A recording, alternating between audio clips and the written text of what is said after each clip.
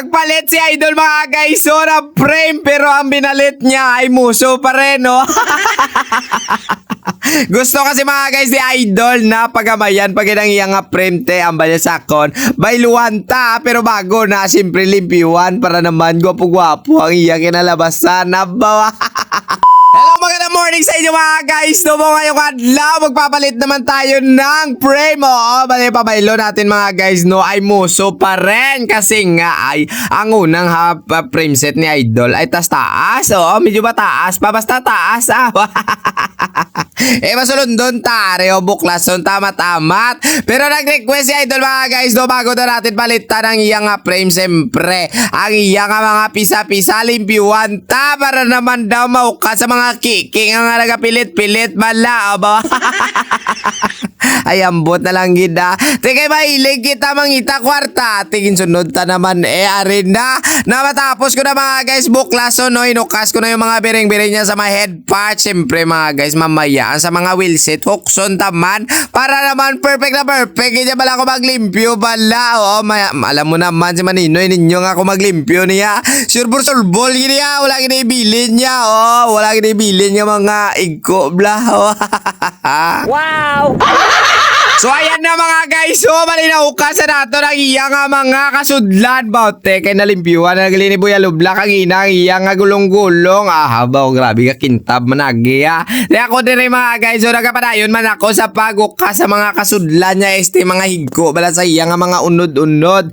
Nalatawa ang resulta sa ngakon pinangabudlayan baw. Tama gidya kasilaw habaw. Ayan ni Malya. Hinangag. Nang matapos ko na mga guys, no, limpyuhan, siyempre lalagyan na nato na papadanlog, no, bago nato na ibalik. Tapos mga guys, no, make sure talaga nga gamit kayo ng special tools. So check tayo.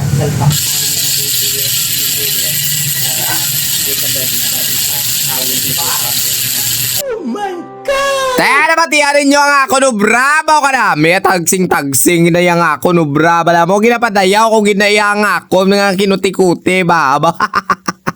So padayon tayo mga guys, no, siyempre tinakod na natin ang frame set ni Idol. Nagbawas tayo ng saktong sukat lang na hambal ni boss. Okay, para at least hindi ka no tama ka no bu, hindi man tama ka taas. And then matapos natin mga guys itakod na, wala ko naging pakita sa inyo, gibayad-bayadan ko pa ng iyang talom-talom da sa iyang stereo tube. Okay, para hindi masangko sa imo kamot budlay na magsinabit na bla basi magtubod-tubod na bla.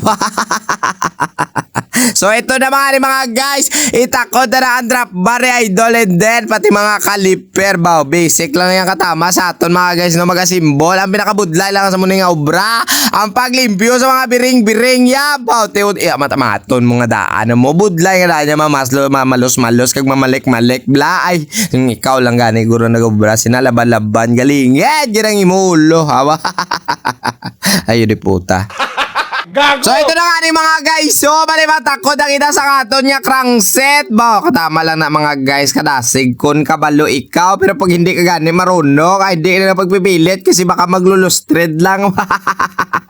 Baka magtakod ka ng imong puto bracket ibig wala sa tuo mo ibutang blawa. May pagkatabuha ko lang isawa. So ayan na nga ni mga guys, so finally natapos sa gitna nato ng aton nga bike katama kagwapa baute hasta na lang kita dire, padayon na lang kita nga magmuni-muni. Bye bye.